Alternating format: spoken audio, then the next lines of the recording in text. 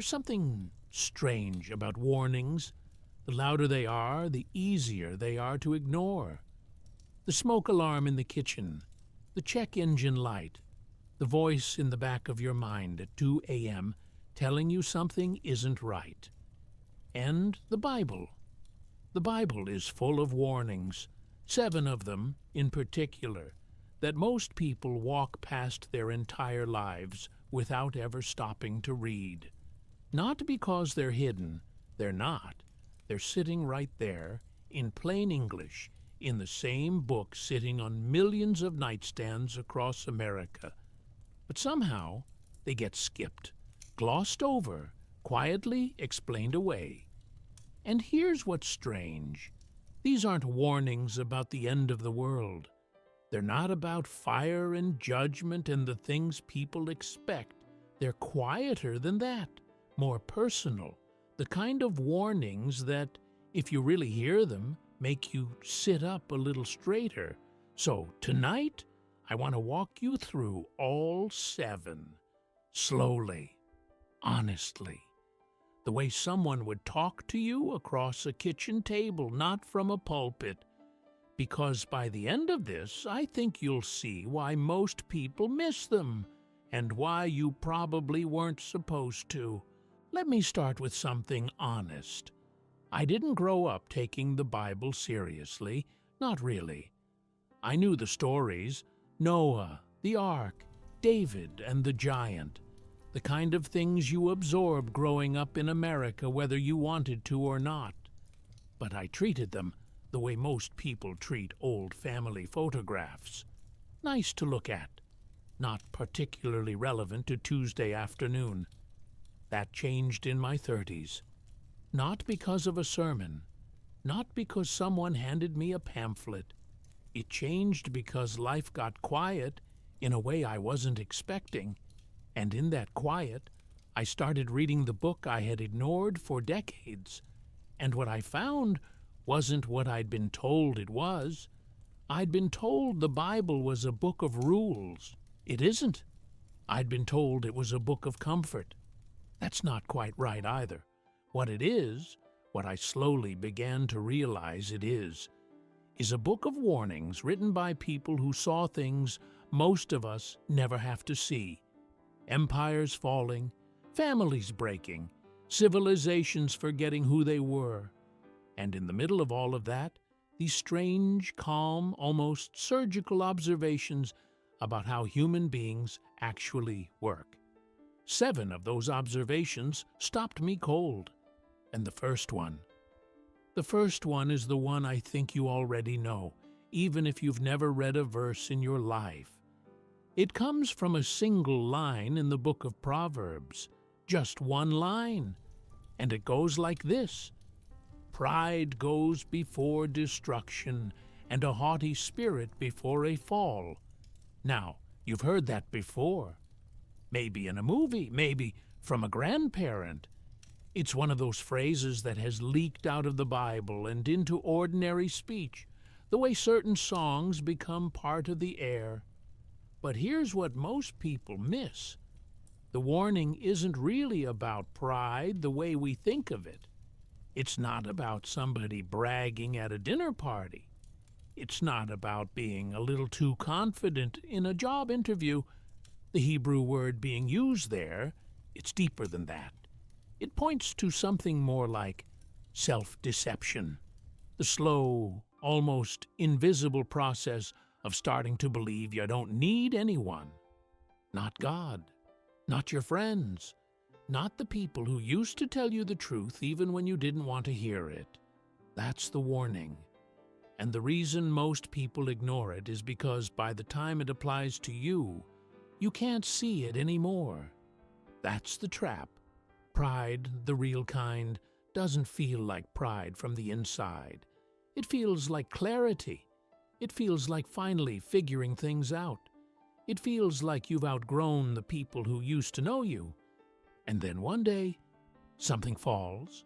A marriage, a career, a version of yourself you thought was permanent.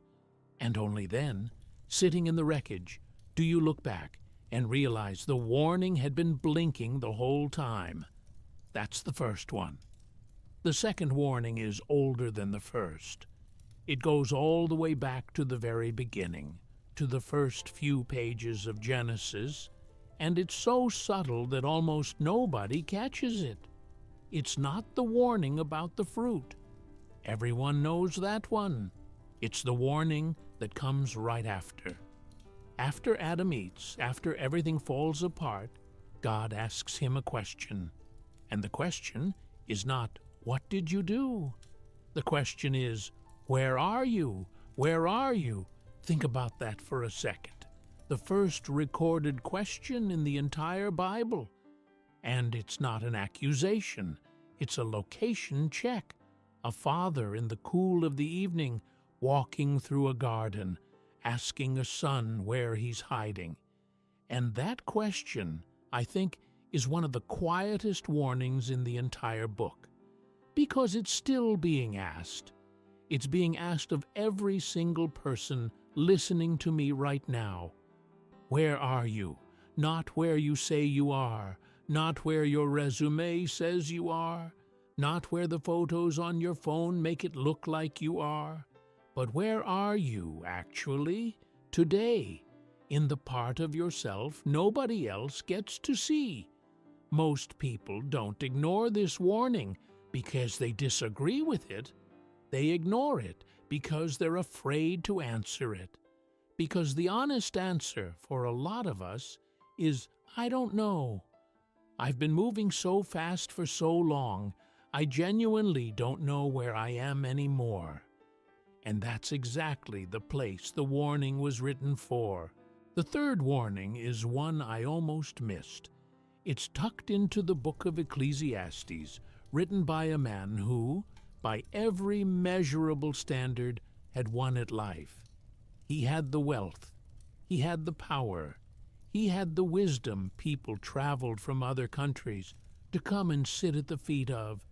And somewhere in the middle of all of it, he picked up a pen and wrote something that should stop every modern American cold. He wrote, "There is no remembrance of former things, neither shall there be any remembrance of things that are to come with those that shall come after." Read that twice. He's saying, they will forget you, whoever you are, whatever you build, however hard you work. The people who come after you will not remember your name, not really, not in any way that matters. Now, the world tells you the opposite. The world tells you to build a legacy, leave a mark, make sure they never forget. Half the advertising you've seen in the last 30 days is built on that promise. Buy this, wear this, drive this, post this, and you will be remembered. And here's a man, 3,000 years ago, who had more reason than almost anyone to believe in legacy. And he's quietly telling you, from across the centuries, that it doesn't work like that. The warning isn't, don't build anything. The warning is, don't build your soul on something that's going to be forgotten. Because that's where the pain comes from. Not from being forgotten. Everyone gets forgotten. The pain comes from spending your one life chasing a kind of permanence that was never on the menu in the first place. And most people ignore this one because it feels like defeat. It feels like giving up, but it isn't. It's the opposite. It's a man who chased everything telling you, gently, that the things you actually need are smaller and closer and quieter than the world has led you to believe. The fourth warning shifts the ground a little. It comes from the lips of Jesus himself in the Gospel of Matthew, and it's one of those lines that people quote constantly without really hearing it. He says, "What does it profit a man to gain the whole world and lose his own soul?" Now, if you grew up around church language, that sentence has probably been worn smooth in your ears. It sounds like a poster on a Sunday school wall, but strip the familiarity off of it for a second. Hear it the way someone who'd never read the Bible would hear it. He's not asking a rhetorical question. He's asking a math question. He's saying, let's actually do the equation. On one side, everything, the whole world, every promotion, every house, every relationship, every accomplishment, every dream you've ever had on a long drive home from work. Put it all on the scale. And on the other side, just one thing, the part of you that thinks, the part of you that loves, the part of you that's listening to me right now. And he's saying, the second one weighs more. Most people walk through their entire adult life with that equation flipped, trading the second thing for the first thing, one tiny decision at a time. Not in some dramatic way, not with a contract signed in blood, just a slow erosion. A little less honesty here, a little more hustle there, a few more years of saying, I'll deal with that part of myself later. And the warning is, there is no later that you can count on. The fifth warning is one I had to read 3 times before it landed. It's in the book of Hosea, an old prophetic book most people skip entirely. And in the middle of it, there's this line, they sow the wind, and they shall reap the whirlwind. It sounds poetic. It is poetic, but it's also one of the most practical warnings in the entire Bible because it describes something that's happening in millions of lives right now, and almost no one connects the dots. Sow the wind, reap the whirlwind. It means small things you barely notice planting will come back as storms you can't control. The little resentments you're feeding, the conversations you keep avoiding, the drink that turned into 2, the lie that seemed harmless at the time, the compromise you swore was just this once. You're sowing the wind. You can barely feel it. It's just air. But there's a season coming when the wind comes back, and it doesn't come back the same size you sent it out. I want to slow down here for a minute, because I know what some of you are doing right now. You're listening to this in the car, or while you're folding laundry, or maybe lying in bed with the lights off, and somewhere around the 3rd or 4th warning, something started to feel a little uncomfortable. That's not an accident. That's the warnings doing what they were designed to do. They weren't written to scare you. They were written to wake you up. There's a difference. Fear closes you down. Waking up opens you. And the strange thing about these particular passages, these 7, is that they have a way of doing the second thing without you noticing. You don't feel attacked. You feel seen. And being seen, really seen by something that's been waiting 3,000 years to say your name, that's a different kind of feeling than most people are used to. Which brings us to the 6th warning, and this one, I think, might be the one most people in modern life ignore the hardest. It comes from the book of James, short letter, near the back of the New Testament, written by a man who knew Jesus personally and watched him die. And in the middle of his letter, almost in passing, he writes this, "You do not know what tomorrow will bring. What is your life? You are a mist that appears for a little while and then vanishes." A mist, not a stone, not a tree, not a monument, a mist. James wasn't a poet. He was a builder of churches, a brother of Jesus, a man writing under threat of execution. He didn't have time for poetry. He was telling you the truth as plainly as he could. You are a mist. And here's why I think this warning is the most ignored of all of them. Because almost everything about modern life is designed to make you forget it. the calendars that go out 3 years, the retirement plans that go out 40, the streaming queues, the bucket lists, the 5-year goals. We've built an entire civilization on the quiet assumption that we have time. Every single person who ever lived before you, every single one, eventually ran out of time. Not most of them, all of them. And yet somehow, every generation walks through life convinced, somewhere deep down, that they're going to be the exception. They aren't. But here's the part that surprised me when I really sat with it.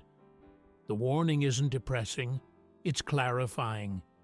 Because the moment you actually believe, really believe, not the polite Sunday version of believing, that you are a mist, something interesting starts to happen. You stop saving the good wine for an occasion that may never come.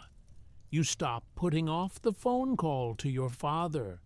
You stop believing the lie that the most important conversation of your life is going to happen sometime next year when things settle down. A mist doesn't have a next year. A mist has now. The people who really understand they're going to die are the only ones who stop pretending about anything. They stop pretending they like their job when they don't. They stop pretending the relationship is fine when it isn't. They stop pretending tomorrow is guaranteed. They just stop pretending. Which leads us, naturally, to the seventh. And the seventh is the strangest of all of them. Because the seventh warning isn't a verse, not exactly. It's a pattern. Something you only see when you've read enough of the Bible to step back and notice it the way you'd notice a shape in the clouds. Over and over, in book after book, written by different authors in different centuries, the same warning keeps surfacing. The warning is this: the thing that destroys you will not look like destruction at the time. It will look like opportunity. It will look like love. It will look like success. It will look like the answer to a prayer you've been praying for years. The serpent in Genesis didn't look like a serpent. It looked like wisdom. The golden calf didn't look like idolatry. It looked like comfort, while Moses took too long on the mountain. The 30 pieces of silver didn't look like betrayal to Judas in the moment. They looked like a sensible decision. The things that take people down rarely arrive wearing a label. They arrive disguised as the very thing you wanted most. Let me tell you about a man I knew. I won't use his name. He wouldn't want that. But he was the kind of man you'd notice in a room. Tall, easy laugh, the sort of person who made other people feel important when he talked to them. He had a wife who loved him, 2 kids, a small business he'd built from nothing, the slow way, over 22 years. And then one afternoon, sitting in a coffee shop, he told me something I've never forgotten. He said, "I lost it all, and the strangest part is I never saw it coming, not once." The deal that destroyed his finances looked like the breakthrough he'd been waiting on for a decade. The relationship that ended his marriage started as a friendship he was sure was harmless. The decision that estranged his oldest son felt, at the time, like the strong fatherly thing to do. He wasn't bitter when he told me this. He had the calm of a man who had walked through fire and come out on the other side a different shape. He said something else that I want you to hear. He said, every single one of those 7 warnings was in the book sitting on my nightstand. I just never read them like they were written about me. That's the thing about ancient warnings. They don't feel personal until they do. Until one day, in a coffee shop, in a hospital waiting room, in a parked car at the end of a long driveway, you realize that the words were written about you the whole time. I want to tell you about another person briefly. A woman this time. She told me she had spent the first half of her life chasing a particular kind of approval. Her father's approval, originally. Then her husband's. Then her career's. Then, eventually, the vague approval of strangers on the internet. And she said, somewhere around the age of 43, I realized I had been living someone else's life for so long that I didn't actually know what I would have chosen if it had been up to me. She wasn't crying when she said it. She was smiling, a small, sad, knowing smile. She told me she had read the book of Ecclesiastes for the first time the previous year, the whole thing, in one sitting, and she said, I felt like Solomon was sitting across the table from me, like he had already lived the life I was halfway through, and he was just gently telling me what was on the other side of it. That's the gift these warnings give people, not punishment. Preview, a glimpse from someone who already walked the road of where it actually leads. Before you finish walking it, a lot of us treat the Bible like a museum. Beautiful, historical, behind glass, something you visit on holidays, and the whole time it's actually a letter addressed to you, written in a language old enough that you have to lean in to hear it, but personal enough that when you do, it sounds like someone calling your name across a long room. That's what these 7 warnings really are. They aren't doctrine. They aren't theology. They're just the things older, wiser people noticed about how human lives actually go, written down, in case anyone coming after them was paying attention. But when you put these 7 side by side, a pattern starts to emerge. The warning about pride, the warning that asks where you are, the warning about being forgotten, the warning about gaining the world and losing your soul, the warning about sowing the wind, the warning about being a mist, the warning that destruction wears a disguise. What do they all have in common? They're all, in their own way, telling you the same thing. They're telling you to come home. Not home as in a building. Not home as in the house you grew up in. Home as in the part of yourself that knows what's true. The part that hasn't been bought yet. The part that, somewhere underneath all the noise and the hustle and the running, is still the same kid you used to be when you were 9 years old, looking up at the stars, sure for just a second that something out there knew you by name. Come home. Stop running. Stop hiding. Stop trading the things that matter for the things that shine. Stop pretending you have more time than you do. Stop calling destruction by a friendlier name just because it walked into your life wearing a smile. Come home.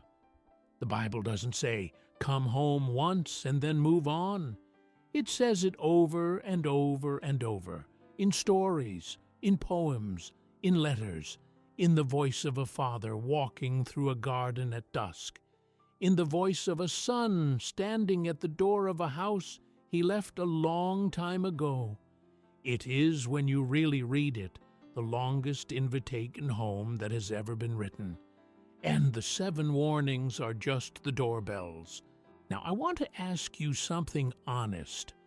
Of the 7 warnings we've walked through so far, which one made you flinch a little? Don't say it out loud. You don't have to.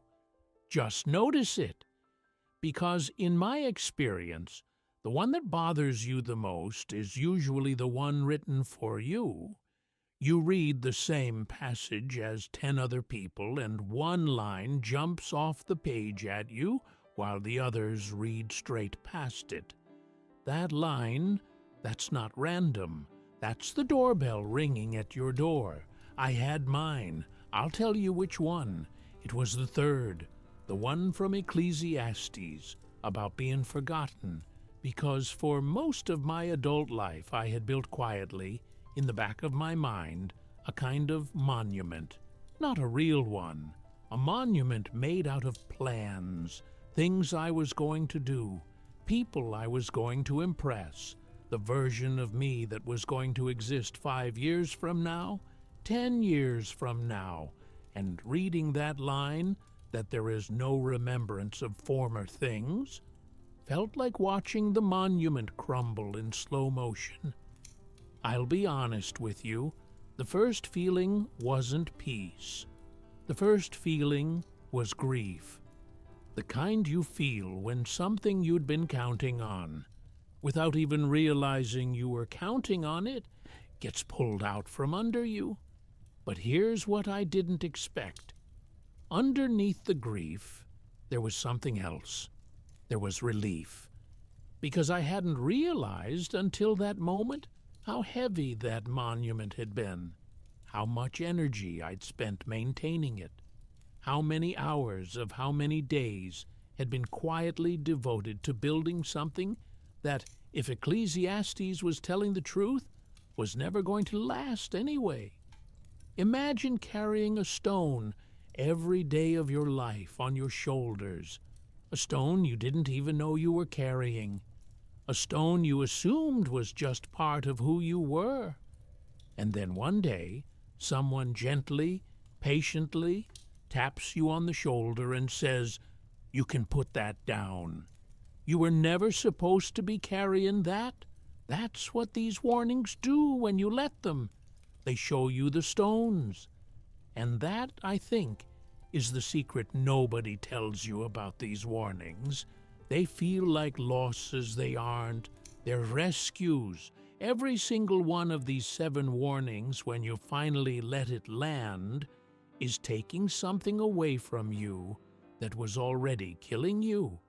The pride that was isolating you, the hiding that was exhausting you, the chase for legacy that was draining you, the trade of your soul for the world that was hollowing you out, the wind you were sowing that would have come back as a storm, the illusion that you had endless time, the disguised destruction that was already at the door. The Bible isn't taking your life away from you, it's giving it back. This is where most modern people get it wrong. They read the Bible like it's a list of things you have to give up, a subtraction problem, as if God is sitting somewhere with a clipboard, taking inventory of everything you enjoy and crossing it out.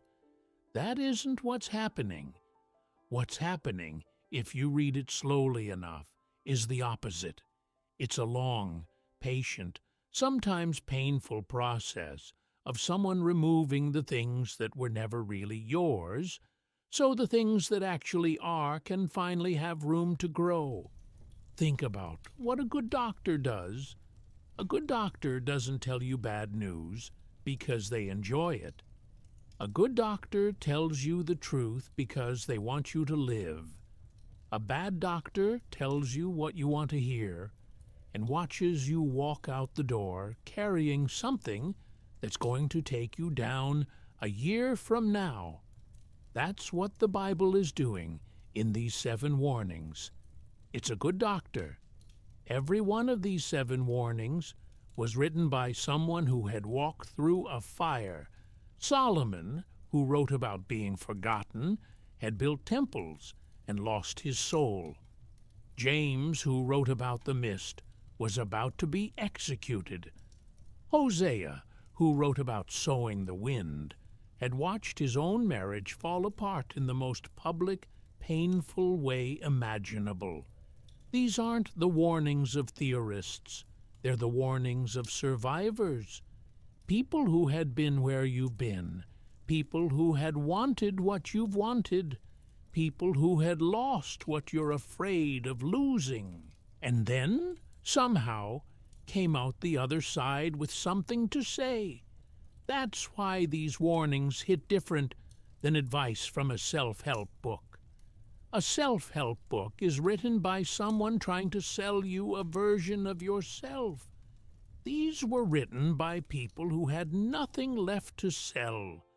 That's the gift hidden in every one of these warnings, not the warning itself, the thing on the other side of it, the thing the warning was trying to point you toward all along. If you're still here with me at this point in the video, I want to invite you to subscribe to our channel and walk through these conversations with us every day, because I'll tell you the truth. The people who stay until the end of videos like this one tend to be a particular kind of person, kind who isn't satisfied with the surface anymore, the kind who's been quietly looking for something deeper for a while now, even if they couldn't put it into words. And if that's you, then this channel exists for you. For the person who's still listening when most people would have clicked away by now. So hit subscribe. It helps more than you know. Now, back to it, because I want to come back to that seventh warning for a moment, the one about destruction wearing a disguise. The more I sit with it, the more I think it's the most important of all of them, and the most overlooked. Look at the patterns in your own life for a second. The hardest things you've been through. The things that took years to recover from, if you ever fully did. How many of them announced themselves as disasters when they arrived? Not many. Most of them walked in dressed as something else. The job that looked like a step up turned out to be the place you lost yourself. The relationship that felt like coming home turned out to be the slow erosion of who you were. The opportunity you couldn't say no to turned out to be the door you should have closed. The thing your friends warned you about gently, the thing you brushed off because they didn't understand, turned out to be exactly what they said it was 6 years later. When you finally admitted it to yourself. That's the pattern. That's what the Bible has been quietly telling people for 3,000 years. Watch out for the things that look too much like the answer. Watch out for the wisdom that requires you to abandon the people who love you. Watch out for the love that requires you to become someone you don't recognize. Watch out for the success that requires you to bury the part of you that used to dream about something simpler. These are the disguises. They're old, they're well-rehearsed, and they work. There's something I haven't told you yet, and it's important. When you actually start to read the Bible the way I've been describing, not as a museum, not as a rule book, but as a letter, something strange begins to happen.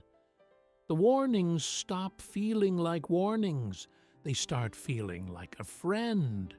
Because there's a difference between a warning that comes from a stranger and a warning that comes from someone who loves you. A stranger warns you because it's their job. A friend warns you because they can't stand the thought of watching you get hurt. The words might be the same. The weight is completely different. The voice underneath all of them, underneath Proverbs, underneath Genesis, underneath Ecclesiastes, underneath the Gospels, underneath James, was the same voice. And it wasn't the voice of a stranger. It was the voice of someone who knew me, knew the things I'd done, the things I hadn't told anyone, the things I'd hidden so well I'd almost convinced myself they weren't there, and was, even still, even after all of it, trying to wave me off the road I was about to drive down. The warnings aren't punishment. The warnings are love. The kind of love you only really understand after you've been a parent yourself, or stood by a friend going through the worst year of their life, or watched somebody you cared about make a decision you knew was going to break them, and you couldn't stop them. And once you hear it that way, once, you can't go back to hearing it any other way. Suddenly, that line about pride isn't a finger in your face. It's a hand on your shoulder. Suddenly, that question, "Where are you?" isn't an interrogation. It's a father looking for his kid. Suddenly, that warning about being a mist isn't a threat. It's a whisper. Don't waste this. You don't have as much time as you think. And what you do have is precious beyond what you understand. That's the seventh warning underneath the seven warnings. The Bible is, from start to finish, the voice of someone who refuses to give up on you, even when you've given up on yourself. Even when the people around you have, there's a voice 3,000 years old, sitting on a shelf somewhere in your house, that has been waiting to tell you something the whole time. It's been waiting to tell you, "I see you, I've always seen you, and I'm not done with you yet. That's it. That's the whole thing. I'm not done with you yet." So let me bring this home: 7 warnings, 7 doorbells. The warning about pride, the slow self-deception that feels like clarity until the moment it doesn't, the warning hidden in a question, "Where are you?" asked in the cool of an evening by someone who already knew the answer and wanted you to say it out loud, the warning about being forgotten, written by a king who had everything and learned the hard way that legacy is a poor substitute for presence.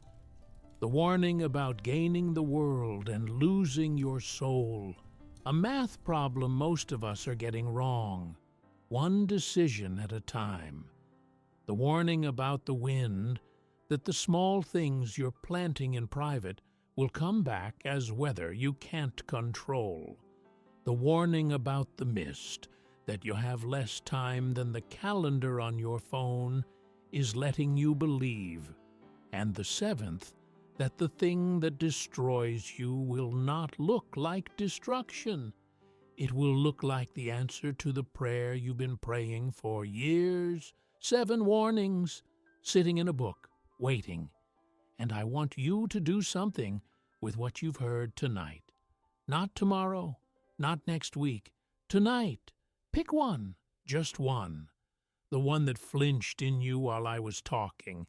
You know which one it was. Don't argue with yourself about it. Don't tell yourself it was the one you wanted it to be.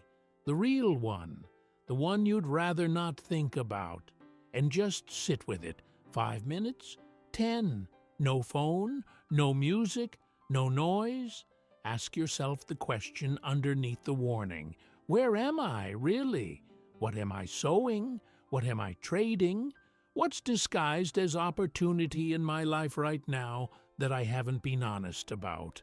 And then, and this is the part most people skip, listen, because something will answer. Not in a loud way, not in a way that would convince anyone else, but in a way that you'll know.